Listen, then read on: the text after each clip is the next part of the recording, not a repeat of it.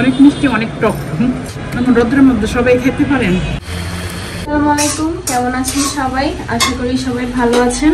আলহামদুলিল্লাহ আমরাও ভালো আছি।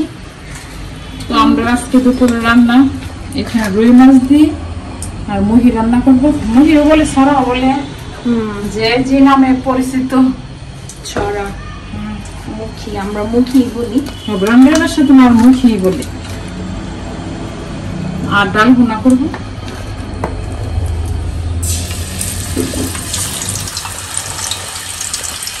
আর মহিলাদের সবচেয়ে ঝামেলা হচ্ছে রান্নার ঝামেলাটা, বড় ঝামেলা। সবকিছু গুছ গাছ করে নিয়ে রান্না করা। এখন মাছ ভেজে নেবে। এখানে তোমার ডাল ভুনাটা করবো।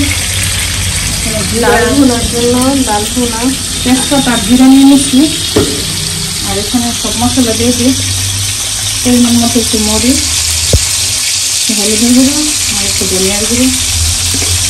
আর এখানে পেঁয়াজ রসুন আদা বাটা আছে।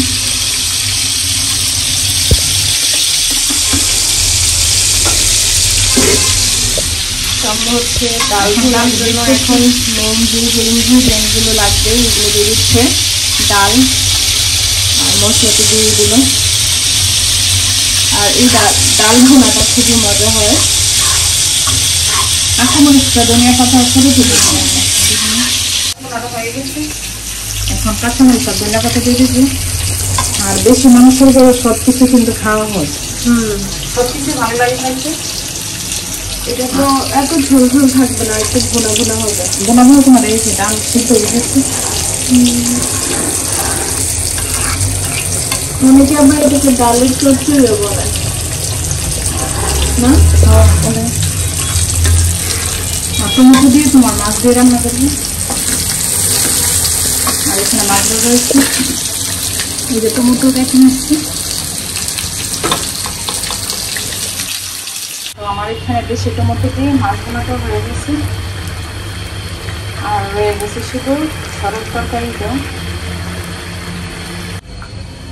আর মুড়িগুলো অনেক সুন্দরভাবে সিদ্ধ দিয়েছে। রুই মাছ দিয়ে রান্না করছে আর বেলুন গুটির সাথে। আর কাছে আমি ধনিয়া পাতা দিয়েছি।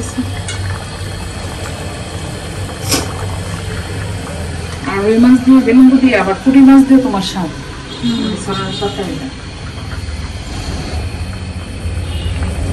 এখন বাইরে অনেক রৌদ্র, তো ভাবলাম যে দুপুর টাইম একটু আমরা খেলে টক দিয়ে একটু ভালো লাগবে, টক খেলে। তো এখন খাইতেছি। আর আমি চলাই না কিন্তু, দেখি। আর টক দেখলে কিন্তু সবারই ইচ্ছা হয় খাওয়ার লেগে। এটা একটু লোভনীয় জিনিস।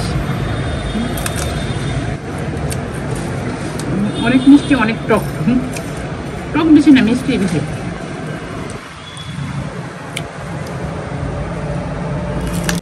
এখন রোদ্রের মধ্যে সবাই খেতে পারেন, ভালো লাগবে।